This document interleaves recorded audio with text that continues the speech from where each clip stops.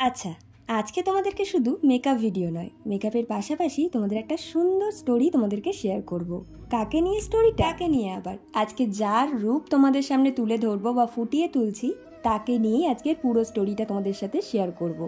মানে জগন্নাথ দেব, যার নামের মানে হলো জগতের নাথ, যার আর এক নাম হলো মহাপ্রভু। কি ঠিক বললাম তো? তোমরা কারা কারা এই মহাপ্রভুর ভক্ত সেটা কিন্তু অবশ্যই কমেন্টসে জানিয়ে যেও। চলো এবার গল্পটা শুরু করা যাক। পুরাণ মতে জানা যায় মধ্য ভারতের অবন্তীনগর নামে এক গ্রামে ইন্দ্রদ্যুম্ন বলে এক রাজা বাস করতেন। এই রাজা ভগবান বিষ্ণুদেবের চরম ভক্ত ছিলেন। মানে ভগবান বিষ্ণুদেবের এক ঝলক রূপ দেখার জন্য তিনি কিন্তু সব সময় আকুল হয়ে থাকতেন। আর এরই মধ্যে এক সন্ন্যাসী এসে তাকে খবর দেয় যে এই উড়িষ্যাতেই নাকি বিষ্ণুদেবের এক অলৌকিক রূপ নীলমাধবের পুজো শুরু হয়েছে, কিন্তু তার এই রূপ যদি তাকে দেখতে হয় সেই স্থান তাকে নিজেকেই খুঁজে বার করতে হবে। এই বলে তিনি তো চলে যান। আর এরই মধ্যে রাজা ইন্দ্রদ্যুম্ন তার পূজারীকে পাঠিয়ে দেন খোঁজ করতে যে নীলমাধবের স্থানটা ঠিক কোথায়।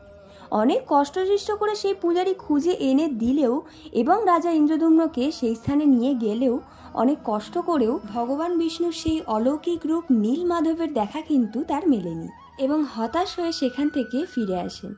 রাতে স্বপ্নাদেশ পান ভগবানের যে পরের দিন সকালে যদি সে সমুদ্রের ধারে গিয়ে দাঁড়ায় তাহলে এক বড় কাঠ কিন্তু ভেসে আসবে তার কাছে এবং সেটা দিয়েই সেই নীলমাধবের রূপ কিন্তু সে বানাতে পারবে। যথারীতি সে পরের দিন সকালেই কিন্তু বেরিয়ে যান সমুদ্রের উদ্দেশ্যে এবং সত্যিকারেরই একটা কাঠ কিন্তু ভেসে আসে তার কাছে। কিন্তু আশ্চর্যজনকভাবে রাজার সমস্ত কর্মচারী মিলেও এই কাঠটাকে উদ্ধার করতে পারছিল না, মানে তুলতে পারছিল না। শেষ মুহূর্তে একজন তুলে আনতে পেরেছিল। এর পরের ঘটনাটা বলি। এরপরে এই কাঠ নিয়ে আসার পরে স্বয়ং বিশ্বকর্মাদেব নিজের বেশ ত্যাগ করে এক ছদ্মবেশে এলেন রাজা ইন্দ্রদ্যুম্নের কাছে এবং তাকে প্রস্তাব দিলেন যে এই নীলমাধব মানে বিষ্ণুদেবের এই অলৌকিক রূপ, নীলমাধবের এই রূপ তিনি কিন্তু এই কাঠ দিয়ে বানিয়ে দিতে পারবেন। তবে একটা শর্ত আছে। রাজা বললেন, কি শর্ত? যা শর্ত হবে সেটাই সে মেনে নেবে। তখন স্বয়ং বিশ্বকর্মাদেব এই শর্ত রেখেছিলেন যে তিনি এই নীলমাধবের মূর্তি করতে ঠিক যতদিন টাইম নেবেন ততদিন কিন্তু এই ঘরের দোর বন্ধ থাকবে, কেউ কিন্তু এই ঘরে প্রবেশ করতে পারবে না। আর যদি এই মূর্তি নির্মাণ কাজ চলাকালীন কেউ যদি এই ঘরের দোর খুলে ভেতরে প্রবেশ করে তাহলে আমি কিন্তু তৎক্ষণাৎ এই স্থান ত্যাগ করব এবং মূর্তি বানানো বন্ধ করে দেবো। রাজা মশাই কিন্তু সেখানেই সেটাতে সম্মতি হয়েছিলেন এবং কাজ কিন্তু শুরুও করেছিলেন স্বয়ং বিশ্বকর্মাদেব। মানে ভগবান বিষ্ণুদেবের এই যে নীলমাধবের যে রূপ সেটাকে কিন্তু মূর্তির আকারে তিনি তৈরি করা শুরু করে দিয়েছিলেন। এভাবে দীর্ঘদিন কাজ চলছিল এবং ঘরের বাইরে থেকে মানে দরজার পাশ থেকে কান পেতে রাজা ইন্দ্রদ্যুম্ন কিন্তু আওয়াজ শুনতে পেতেন। মানে এই মূর্তি গড়ার যে ঠুকঠাক আওয়াজ সেটা কিন্তু সে দাঁড়িয়ে শুনত। এমন একদিন এলো সেদিনকে আর আওয়াজ শুনতে পাচ্ছিলেন না রাজা ইন্দ্রদ্যুম্ন।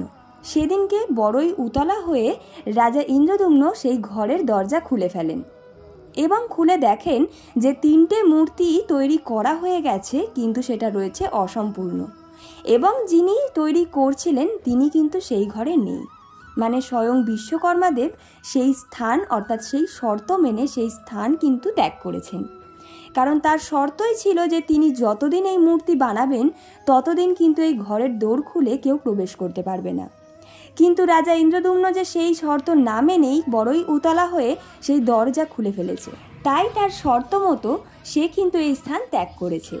এবং রাজা ইন্দ্রদ্যুম্ন ঘরের ভেতরে গিয়ে দেখেছিলেন যে 3টে মূর্তি রয়েছে, জগন্নাথ, বলভদ্র এবং সুভদ্রা, এবং এই 3টে মূর্তি কিন্তু অসম্পূর্ণ, যার কারণে জগন্নাথ দেবের হাত কিন্তু আমরা কখনোই দেখতে পারি না।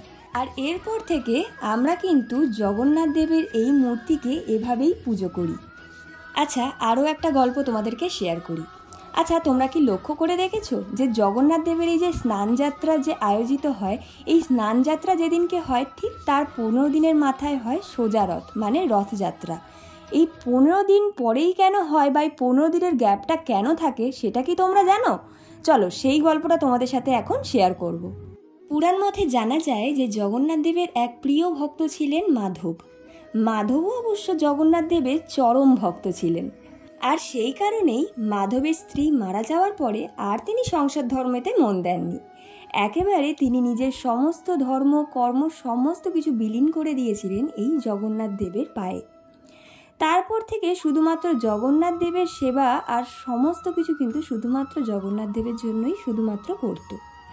এমন একটা দিন আসলো যেদিনকে মাধব খুব অসুস্থ হয়ে পড়ল, আর তখন থেকেই মাধব কিন্তু জগন্নাথ দেবের সেবা করতে যেতে পারতেন না। তখন জগন্নাথ দেব এক ছদ্মবেশ ধারণ করে এক বাচ্চার রূপে তার কাছে এলো এবং মাধবকে সেবা করতে থাকলো, সুস্থ করতে থাকলো। একদিন একটু সুস্থ হওয়ায় মাধব জগন্নাথ দেবকে প্রশ্ন করে বলেন, তুমি সাধারণ বাচ্চা কিন্তু নয়, তুমিই আমার মহাপ্রভু। তখন জগন্নাথ দেব নিজের রূপ ধারণ করে মাধবকে বলে যে হ্যাঁ, আমি তোর মহাপ্রভু। তখন মাধব জগন্নাথ দেবকে প্রশ্ন করলেন এবং বললেন যে তুমি তো ভগবান, তাহলে কেন তুমি এতদিন ধরে আমার সেবা সুস্থতা করলে? তুমি তো চাইলে সমস্ত কিছু একবারে এক্ষণে ঠিক করে দিতে পারতে।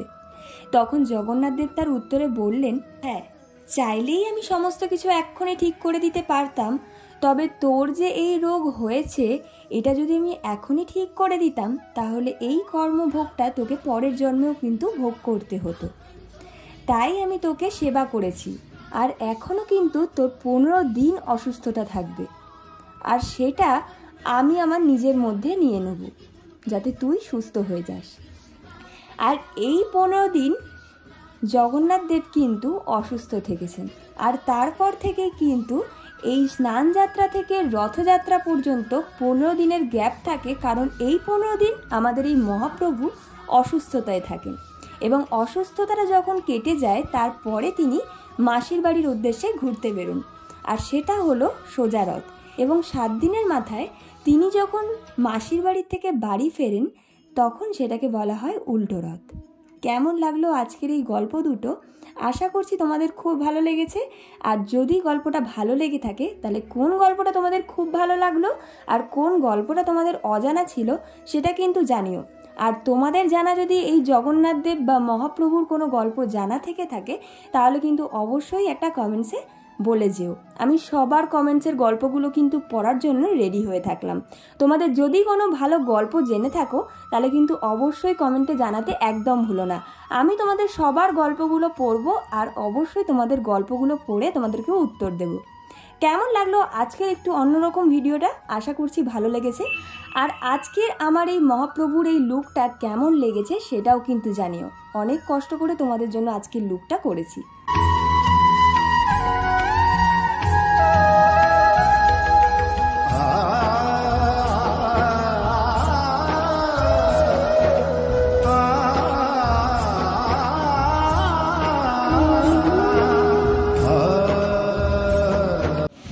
আজকের মেকআপ ভিডিওটা আজকে এইটুকুই রাখছি, বেশি কথা আজকে বলতে পারছি না, কারণ যেহেতু মুখে এই কালারটা ইউজ করা হয়েছে তার জন্য বেশি কথা বলতে পারছি না। ভীষণ টান লাগছে আর জ্বালাও করছে হালকা হালকা, তো সেই জন্য তোমাদের সাথে বেশি কথা বলতে পারছি না।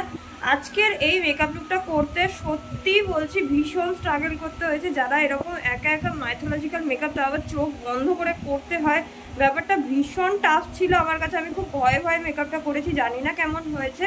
একটু টেরা বেঁকা বা একটু খুঁত থাকতে পারে, তোমরা সেটা আমাকে জানিও কমেন্টস করে।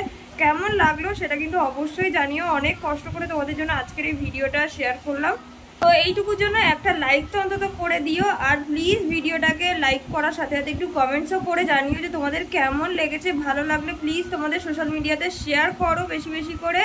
সবাইকে শুভ রথযাত্রার অনেক অনেক অনেক প্রীতি ও শুভেচ্ছা। সবাই খুব ভালো করে কাটাও।